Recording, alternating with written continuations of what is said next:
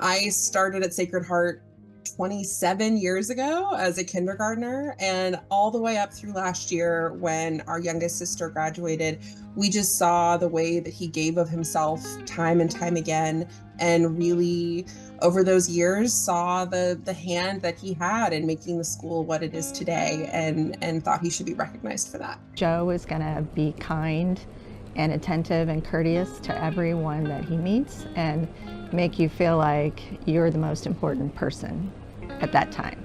Of course, father to 4 of our most stellar graduates. He always, believed very strongly in the importance of Sacred Heart and of getting a Catholic education. He really is a selfless person, and he just has always stressed the importance of giving back to us. And tried to inspire other people in the community to do the same. I think Joe is a great candidate for the Hall of Fame because he has always been super involved in the community and has its best interests at heart. He's also been a great role model for me and my sisters. There are a handful of parents, both when I was a kid here at school and all the years I've been teaching, that really stand out to you as somebody you can always count on. And Joe Fischer is of that caliber. That's a small group in my mind. An exceptional group in my mind, but Joe Fischer is one of those people.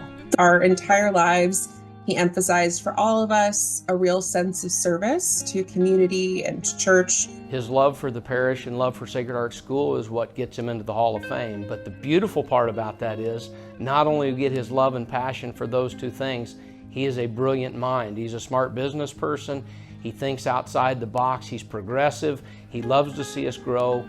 He loves to see us look at things and diagnose them and say, okay, here's how we can make it better. And with that, with him, his guidance and direction, the Sacred Heart Foundation has done great things. So I've always admired just his ability to see the bigger picture and to see, where the school could go in a way that would be the most beneficial for the most students. I did not appreciate how much time and effort goes into into big projects like that, and how long they can take, and how much sustained, effort and determination and passion you have to see those projects through. He had that in spades.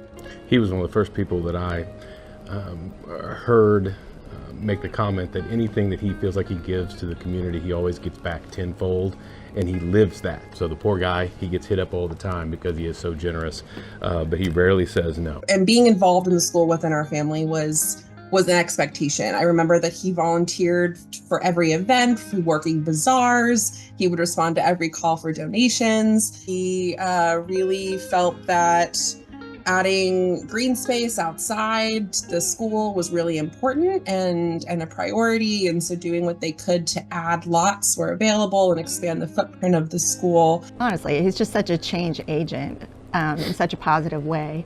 He and Susan were chairs of the Capital campaign to do the high school edition.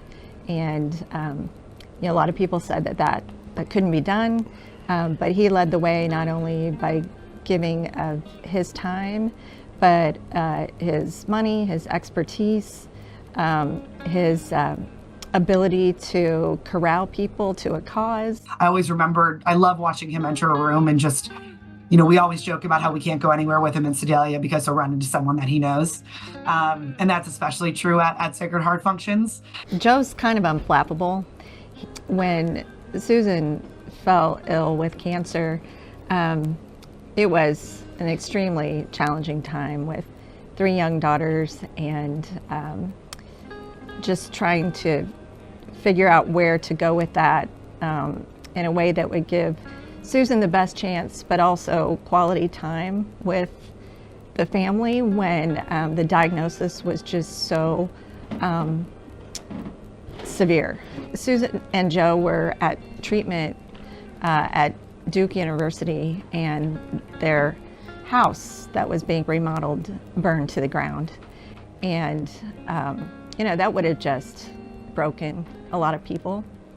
But Joe and Susan were they just put it all in perspective. Their faith helped them through that, no doubt. In the years after our mom died, our dad just really showed up for us in school. He was at every every single game, no matter how far or what time. And he was a single dad of 3 very involved daughters. And I loved that he showed up in a way that made me very proud to be his daughter. And then, later on too with Gloria, but with all 4 of his daughters, he was at every single game and tournament that he could have been at. He and Susan both gave a lot of good advice and recommendations on the design of the high school. I always laugh because Susan made the comment about the specific seats she wanted in the gymnasium because they were going to spend a lot of time in that gymnasium and she wanted them to be comfortable, which was true.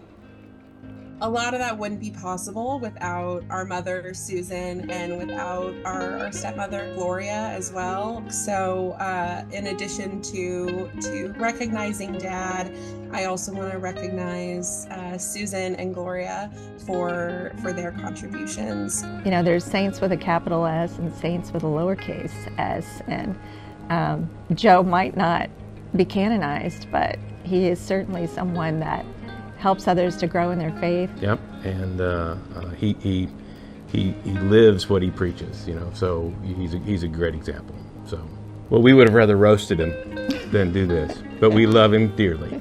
Congratulations. Congratulations, Joe. He's just the most generous and kind and compassionate person that I know. As your daughters, we're so lucky to be yours, and we love you so much. Congratulations.